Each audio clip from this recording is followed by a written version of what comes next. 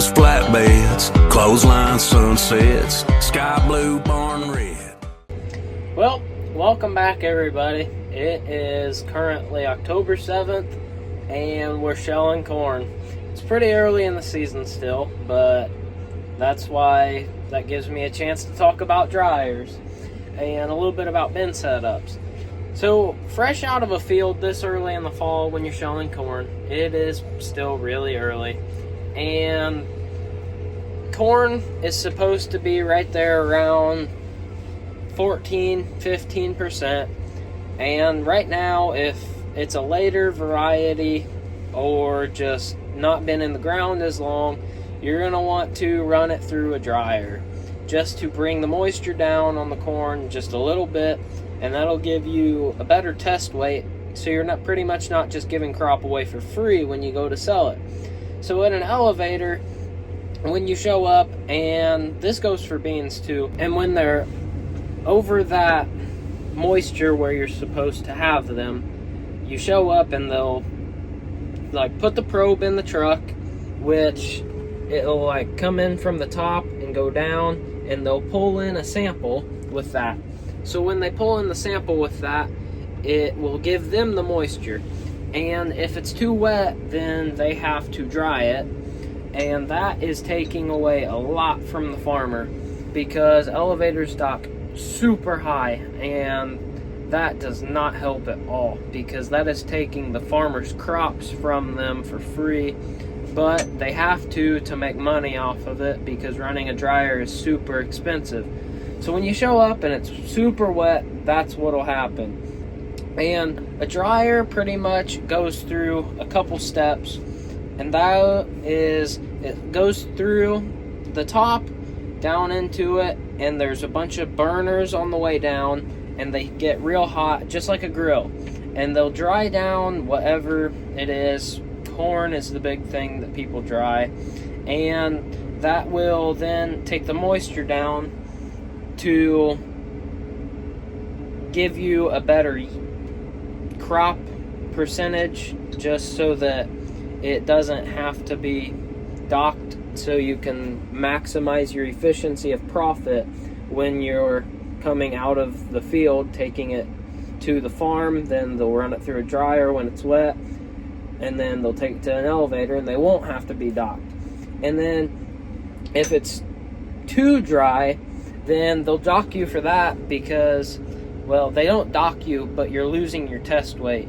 And by when I say that is, when you lose your test weight, that means that the weight from the crop is going down for more crop.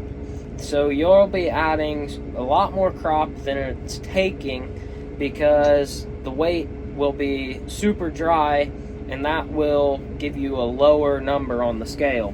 And that is also something that you do not want to happen. So there's a good time, which is about mid to late fall when you're shelling corn, but then beans, you're pretty much just a hit and miss on the moisture, because they do get dry pretty quick.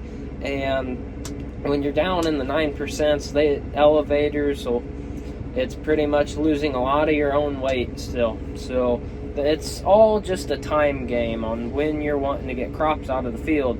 But corn, you can manage that a lot more than beans coming out of the field, depending on whatever moisture you're having.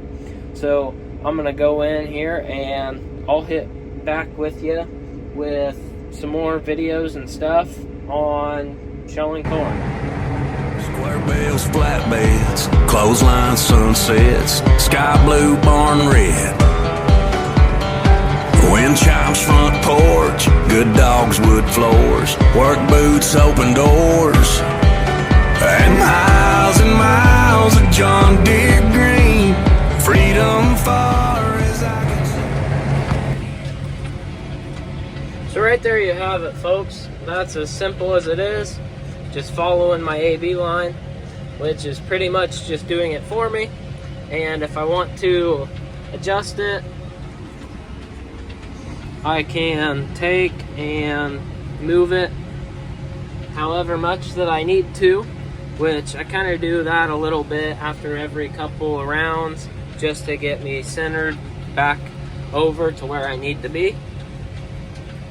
there was unloading on the go. And I'm going to show you actually right here a little bit in more detail. So right here on this monitor, when I say that I am following my AB line and it's pretty much driving itself for me, it really is just driving itself. And when I said I can shift it is when I say to like go left or go right, it moves the whole tractor here. Just watch this. I'll click the left arrow a couple of times and then it straightens me right back out. It just moves the line that it's on, just goes from however it's moving, and it'll just move the tractor whatever way you put it.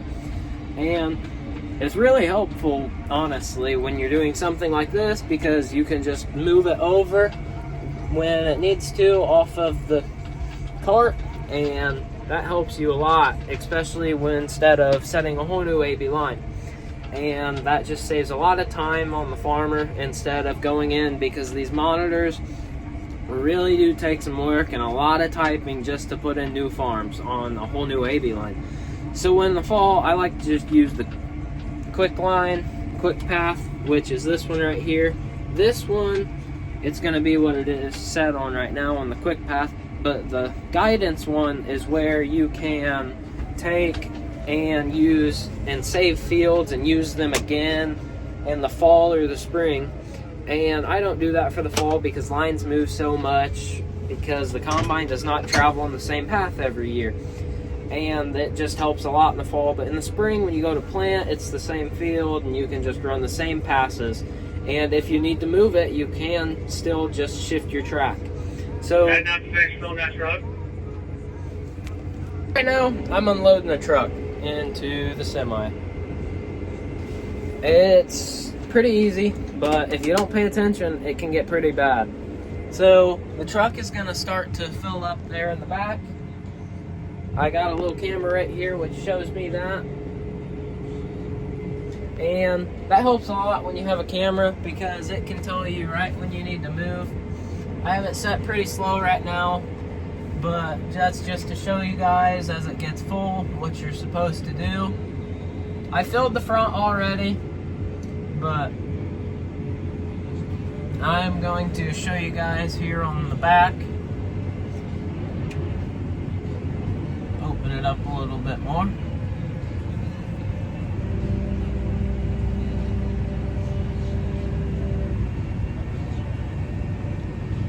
As you can see, it kind of starts to bounce up. That means it's getting full.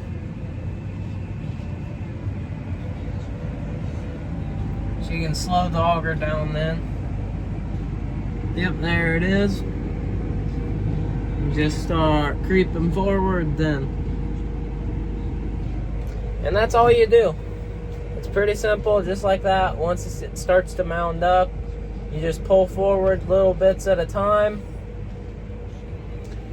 And then it's all done through these controllers, is all the settings and stuff, what you have to do. But yeah, just like that, it started to pile up and I just pulled forward.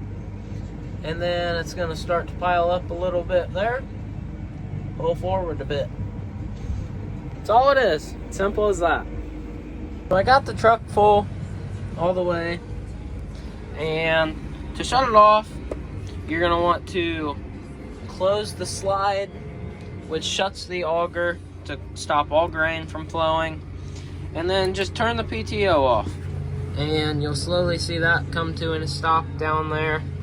And then once that stops, you can just pull away and go and catch your combine from there.